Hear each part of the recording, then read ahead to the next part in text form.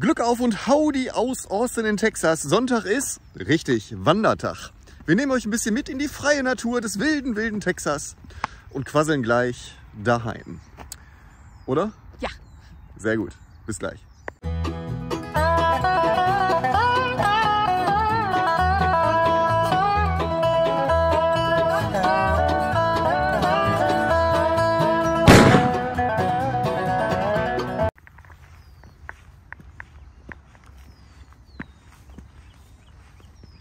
Also meine Frau hat gerade was ganz Kluges gesagt, dass wenn ihr hier in Texas seid und ihr wandern wollt, dann ist tatsächlich die beste Zeit März, April, Mai. Ja. Es hat wirklich viel geregnet diesmal, ne? Und deswegen ist es hier mega, mega grün. Es ist mega grün und die Wege sind fast zugewachsen. Also Temperatur ist angenehm. Wie viel haben wir? Ach, keine Ahnung, irgendwas so um die 28 vielleicht? Das ist angenehm. Also, Geheimtipp, wenn ihr wandern wollt, die Texas Trails, dann März, April. Ich sag mal, jetzt haben wir Mai, ne? Jetzt geht so langsam auch los mit der Trockenheit und mit der Hitze.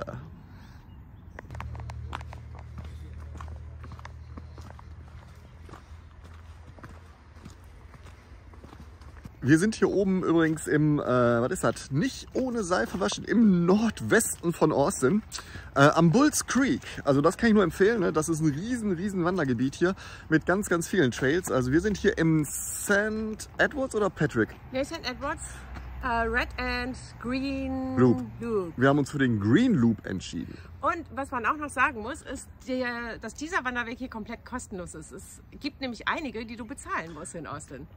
Mir bezahlt nur keiner. Also da steht dann immer ein Schild vorne, ne? Irgendwie, ja, hier kostenpflichtig, ne? Kostet $10, ne? Könnt ihr mit Kreditkarte bezahlen. Aber ehrlich gesagt weiß man gar nicht wie, weil die Schilder so alt sind, dass man gar nicht sieht, wie man da bezahlen soll. Und das interessiert auch keinen. Ne? Also außer bei den State Parks, ne? Da ist natürlich so ein Eingangstor mit so einem Ranger, der euch da ein bisschen Geld abnimmt. Aber auch zu Recht. Ne? Also die sind wirklich top in Schuss gepflegt. Ne? Und das macht schon Sinn. Also kostenlos hiken.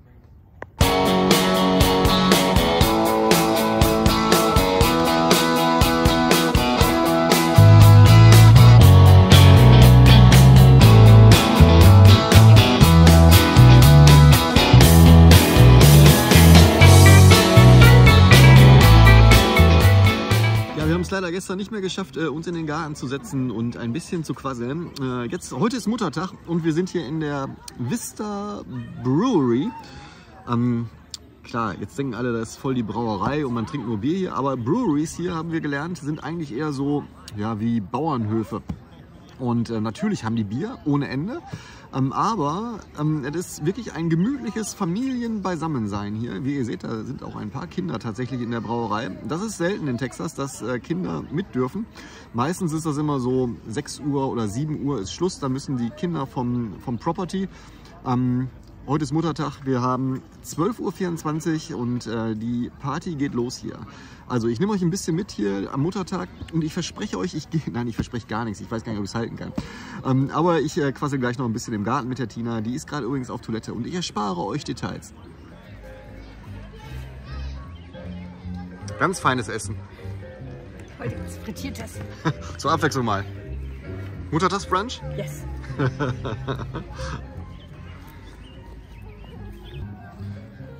Ja, wir sind hier in der Vista Brewery. Ich glaube, ich habe das gerade erwähnt. Und es ist halt so, wir haben festgestellt, die machen ja um 10 Uhr auf hier, weil heute ja Muttertag ist. Normalerweise machen die um 11 Uhr auf. Aber es ist auch noch gar nichts los, weil, und daran haben wir gar nicht gedacht, wir sind extra früh hier gewesen, der Texaner geht erst in die Kirche. Wir sind ja im Hill Country, ne? Und da gibt es hier eine Landstraße und hier ist eigentlich nie was los. Außer es ist Kirche. Wir waren irgendwie um... Kurz vor 11, ne? Kurz vor 11 waren wir da. Kurz vor 11 sind wir diese Straße gefahren und da gibt es sogar den Sheriff, der die Straße regeln muss, weil alle Menschen in die ganzen Kirchen hier strömen. Ja, gut für uns, war das Bier noch frisch hier. So, wir haben uns entschieden, doch nochmal in eine andere Brauerei zu gehen, nach 2 Stunden Vista Brewery. Und wir sind jetzt in der Twisted Brewery. Und das Coole ist, wir sind die einzigen Gäste hier. Ja, kann man machen. Dafür haben wir jetzt Spaß am Seil.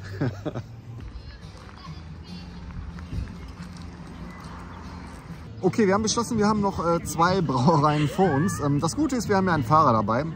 Verrückt, also unsere Töchter, 16 Jahre, möchte nicht aufs Bild. Zu Recht. Ich gucke gerade nochmal. Nein, sie möchte nicht aufs Bild. Nein, zu Recht. So, das heißt, wir sind jetzt nochmal in der Fitzhugh Brewery und genießen nochmal ein Bierchen und ein Orangensaft. Orangensaft. Ein Dutch Apple Pie, also einen holländischen Apfelkuchen. Und das ist wirklich gut. Der haben wirklich auch wieder Live-Musik hier. Ist ein bisschen leise und man merkt schon, dass es Richtung Nachmittags geht fast. Ne? Es wird leerer, ruhig. ne? Es ist sehr ruhig geworden. Ich wollte nur sagen, es sind aber trotzdem noch eine ganze Menge Kinder hier, die einfach spielen. Und das ist echt super schön. Das heißt, wenn ihr Kinder habt... Unsere Tochter lacht uns aus. Zu Recht. So, also wir haben noch tatsächlich eine vor uns und das ist die Jester King Brewery. Und da nehme ich euch nochmal mit und filme ein bisschen mehr. Die haben ein bisschen was mit Ziegen und ein großes Feld da. So süß. Vielleicht auch ein Ausflugstipps, Plural Lunga. Ein Ausflugtipp, wenn ihr mal in Austin seid. Die Jester King Brewery kann ich nur empfehlen. Die haben einen deutschen Braumeister da und dazu erzähle ich gleich was bei der Jester King Brewery.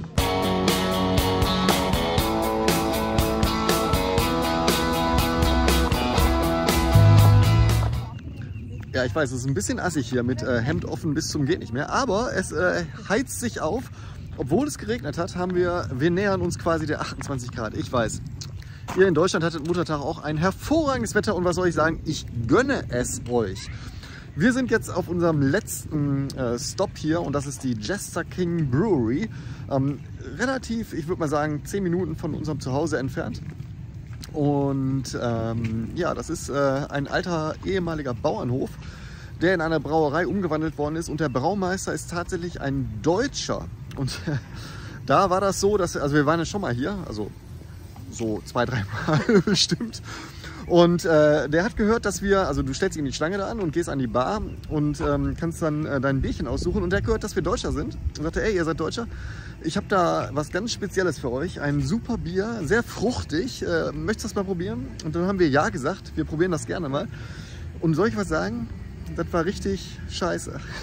So, sorry, aber das schmeckte nach, ich weiß nicht, wenn ihr so eine Flasche Basilikum-Essig an den Hals hängt, dann ist das so, und ich sag, das ist total geil, bin dann weggegangen und habe es hinter dem Baum da hinten quasi entsorgt und habe mir ein neues Helles und Kölsch geholt. Also 2 Bier.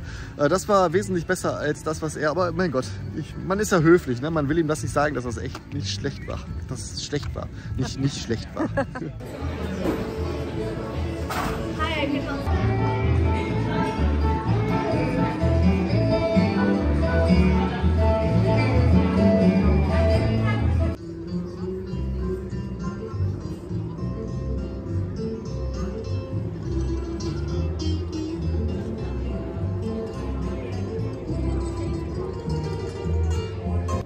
So, ich habe ja gerade von dem Braumeister erzählt und der hat jetzt hier ein German Style Pilsner. Und soll ich was sagen?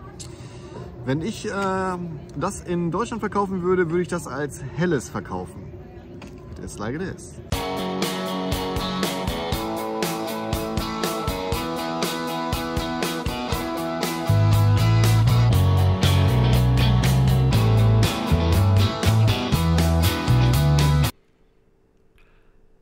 Ja, war ein bisschen viel. Ich habe mir überlegt, ich zeige euch nochmal auf den Karten, wo wir überall waren. Also wir haben angefangen mit der Vista Brewing Company.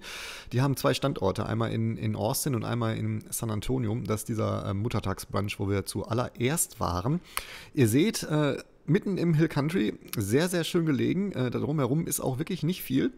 Und von da aus sind wir in die Twisted Brewing Company gefahren. Die ist, ich sag mal, von der Fahrzeit von Vista nach Twisted waren irgendwie 12 Minuten. Auch im Hill Country. Und ja, ist auch sehr schön gelegen. Allerdings sehr klein und ein bisschen abgewohnt schon. Entschuldigung. Von da aus sind wir dann in die Fitzhugh Brewery gefahren. Die ist in der Nähe, das waren irgendwie 6 Minuten Fahrt. Auf der Fitzhugh Road natürlich. Und das ist eigentlich ganz nett, ne?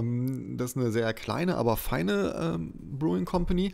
Und auf dieser Straße gab es mal eine ganze Handvoll Brauereien. Da konnte man also eine schöne Biertour machen. Wir waren zum Beispiel mal in der Bierburg. Da waren wir jetzt aber nicht und ich sehe gerade hier auch, dass Google Maps sagt mir, die sind permanently closed. Eigentlich schade, weil die war auch richtig cool. Also die haben eine Terrasse da gehabt und einen guten Innenraumbereich. Also wenige haben einen guten Innenraumbereich, weil das Leben sich halt da draußen abspielt. Egal, auf jeden Fall sind wir nach der Fitzhugh in die Jester King Brewery gefahren. Und das ist, wie gesagt, habe ich im Video gesagt, circa 10 Minuten von uns entfernt. Sehr, sehr schön gelegen, mitten auf einem Riesenfeld mit einem Ziegengehege, was ich jetzt nicht gefilmt habe, weil ich denke, so Ziegen, okay, brauche ich nicht filmen. Aber das ist auf jeden Fall ein Ausflugstipp wert, wenn ihr mal in Austin seid, Jester King Brewery.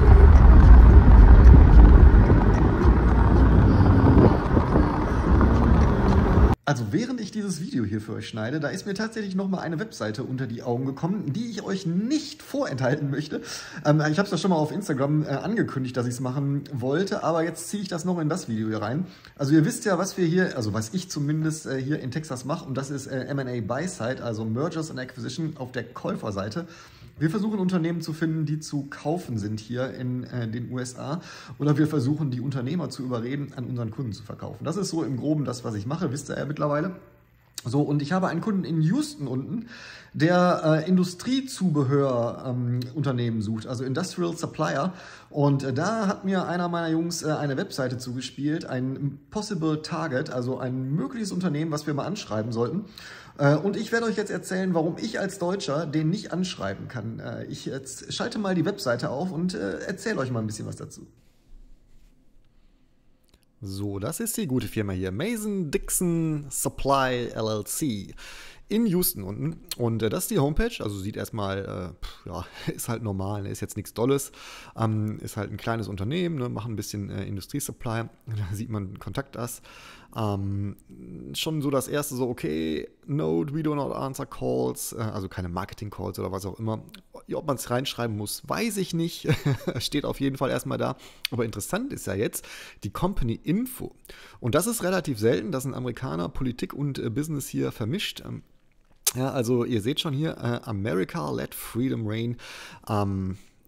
Es ist sehr anders und ich weiß nicht, was das hier mit Business zu tun hat. Auf jeden Fall ist ganz klar, der Unternehmensinhaber hier, der ist ganz klar Republikaner, was ja auch, finde ich gut, ne? Also Demokrat, Republikaner ist mir völlig wurscht, was der ist.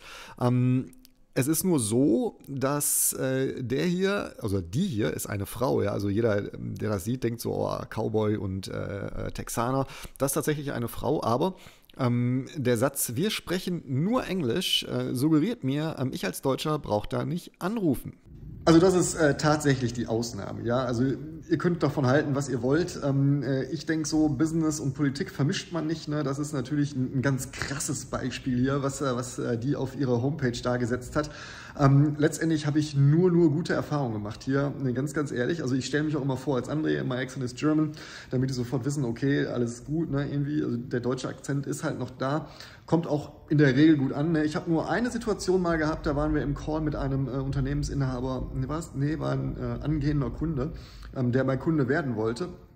Und der war sehr von sich überzeugt, älterer Herr, und hat mir auch gesagt, lieber André, also ich rede eigentlich über Business nur mit richtigen Amerikanern, und hat dann seinen Kopf geschwenkt und hat nur mit Matthew, meinem Sales Director, da gesprochen. Ja, hat mich dann ignoriert. Ich bin dann einfach aus dem Call gegangen, habe Matthew gesagt, der wird nicht unser Kunde, ne? Also das geht gar nicht, sowas. Ne? Und die Texaner sind auch sehr erschüttert, wenn ich das erzähle, denn eigentlich gehört sich das nicht, auch hier nicht, gehört sich nirgendwo auf der Welt. Ja, aber das ist eigentlich der Grund, warum ich bei dieser Frau nicht anrufen werde, weil ich genau die Reaktion kenne.